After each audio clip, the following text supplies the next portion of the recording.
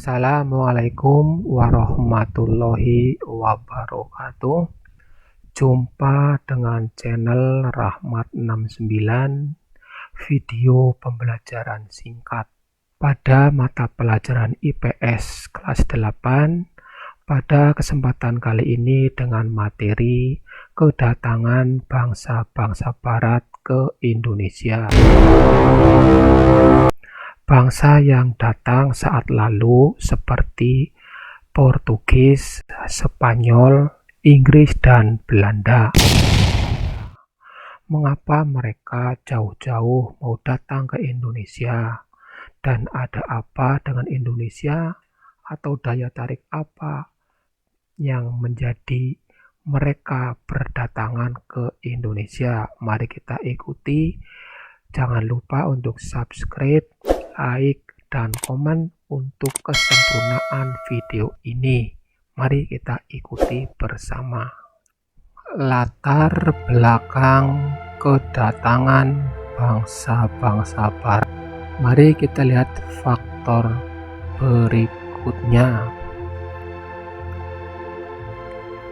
Faktor pertama, daya tarik Indonesia bagi bangsa barat. Pertama, bisa kita lihat beberapa contoh-contoh gambar yang menjadi daya tarik bangsa barat ke Indonesia. Ini adalah beberapa contoh bagian rempah-rempah seperti cengkeh, merica, pala, dan kemiri. Hingga sekarang masih menjadi komoditas perdagangan. Mereka mencari rempah-rempah ini sampai ke Indonesia, merupakan kekayaan yang mereka cari.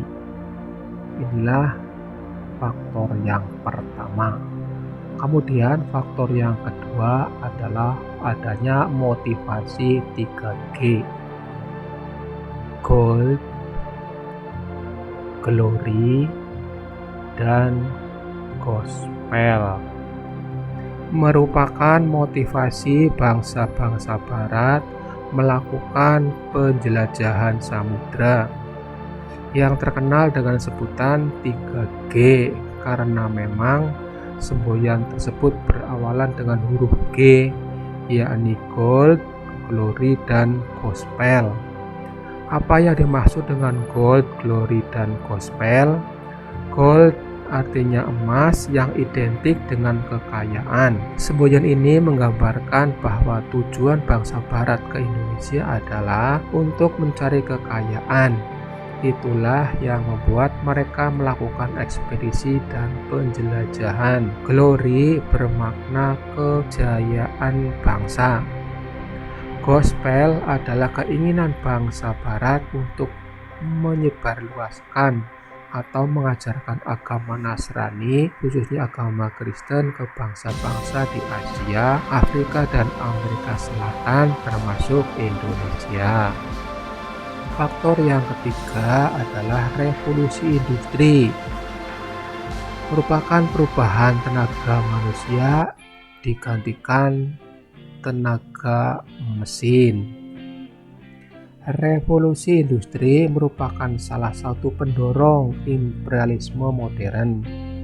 Sudah sangat lama bangsa-bangsa Eropa mengetahui Nusantara atau Indonesia sebagai sumber rempah-rempah, bahkan sebelum Masehi.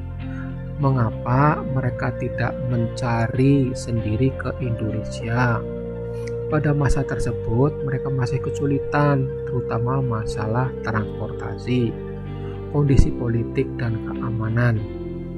Revolusi industri yang terjadi sekitar tahun 1750 sampai 1850-an merupakan salah satu pendorong kedatangan bangsa-bangsa barat ke Indonesia.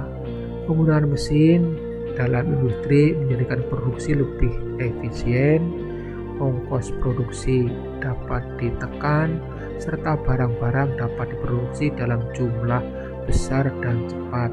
Berkembangnya revolusi industri menyebabkan bangsa-bangsa barat memerlukan bahan baku yang lebih banyak. Mereka juga memerlukan daerah pemasaran untuk menjual hasil-hasil industrinya. Berikut kedatangan bangsa-bangsa barat ke Indonesia. Gambar ini memberikan ilustrasi kepada kita suatu tempat di Indonesia atau pelabuhan atau dermaga yang dikunjungi oleh armada bangsa-bangsa barat ke Indonesia. Yang pertama, bangsa Portugis. Perjalanan bangsa Portugis mencari sumber rempah-rempah diawali dari kota Lisabon, Portugis. Pada tahun 1486 di bawah pimpinan Bartolomeus Dias melakukan perjalanan pertama menyusuri pantai barat Afrika. Ia bermaksud melakukan pelayaran ke India, namun gagal. Portugis mencapai Malaka pada tahun 1511 di bawah pimpinan Alfonso d'Albuquerque. Ia berhasil menguasai Malaka dan Myanmar. Selanjutnya Portugis menjalin hubungan dagang dengan Malaka. Pada tahun 1512 bangsa Portugis telah berhasil sampai di Maluku di bawah pimpinan Antonio de Abreu dan Francisco Serrano. Portugis berhasil menguasai Maluku dengan memanfaatkan persaingan antara kerajaan Ternate dan kerajaan Tidore, di mana Ternate meminta bantuan pada Portugis, namun Portugis pun menyetujui dengan persyaratan bahwa Portugis diberi hak monopoli perdagangan rempah-rempah di Maluku. Yang kedua, bangsa Spanyol. Bangsa Spanyol datang tahun 1521 sampai di Maluku melalui jalur yang sudah pernah dilewati oleh bangsa Portugis sebelumnya dan memilih Tidore sebagai tempat untuk berlabuh, di mana kedatangan Spanyol disambut baik oleh Tidore dikarenakan untuk membantu Tidore dalam menghadapi Ternate saat terjadi perselisihan antara dua kerajaan kecil tersebut. Maka terjadi peperangan antara Ternate dan Tidore, di mana Ternate dibantu oleh Portugis dan Tidore dibantu oleh Spanyol, hingga akhirnya menyebabkan kekalahan di pihak Tidore dan Tidore harus menandatangani perjanjian Saragossa tahun 1529, dan akhirnya pun Spanyol harus meninggalkan Maluku dan memusatkan kegiatannya di Filipina. Bangsa yang ketiga adalah bangsa Inggris, di mana Inggris datang ke Indonesia melalui rute yang pernah dilalui oleh bangsa Spanyol dan tiba di Ternate tahun 1529. Kemudian Inggris membentuk persekutuan dagang EIC atau East India Company.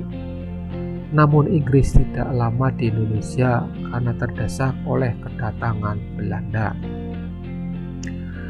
Kemudian bangsa yang keempat adalah bangsa Belanda, di mana bangsa barat yang terakhir datang ke Indonesia, di mana kedatangan di tahun pertama tahun 1596 tiba di pelabuhan Banten yang dipimpin oleh Cornelis de Houtman. Kedatangannya dengan cara yang kurang menyenangkan atau dengan cara kasar dan sikapnya tidak menyenangkan hati bangsa Indonesia saat itu. Bangsa yang berikut adalah bangsa Belanda. Bagaimana proses kedatangan Belanda ke Indonesia? Mari kita lihat jalur kedatangan bangsa Belanda ke Indonesia. Seorang pelaut Belanda bernama Cornelis de Houtman memimpin ekspedisi ke Indonesia. Pada tahun 1595, armada de Houtman mengarungi ujung selatan Afrika, selanjutnya terus menuju ke arah timur melewati Samudra Hindia. Pada tahun 1596, armada de Houtman tiba di Pelabuhan Banten melalui Selat Sunda. Belanda merupakan bangsa barat yang terakhir datang ke Indonesia. Tahun pertama 1596 tiba di Pelabuhan Banten yang dipimpin oleh Cornelis de Houtman dengan cara kasar dan sikap tidak menyenangkan, hingga terlibat konflik dengan Portugis di Banten, hingga akhirnya Belanda berhasil diusir. Pada tahun 1598, Belanda datang untuk yang kedua kali di Banten. Kali ini dipimpin oleh Van Eyck dan disambut baik karena keramahannya. Perkembangannya hingga berhasil mendirikan kantor dagang atau loji. Sampai banyaknya loji menyebabkan terjadinya persaingan antar bangsa Belanda sendiri. Untuk mengatasinya, mendirikan VOC atau Verenigde Oost-Indië Compagnie, di mana VOC merupakan gabungan dari beberapa pengusaha dagang Belanda. VOC sering disebut Kongsi Dagang Hindia Timur. Inilah video singkat. Demikian pembelajaran singkat dan terima kasih. Semoga bermanfaat. Salam P2M2, belajar berbagi, memotivasi, dan menginspirasi. Terima kasih.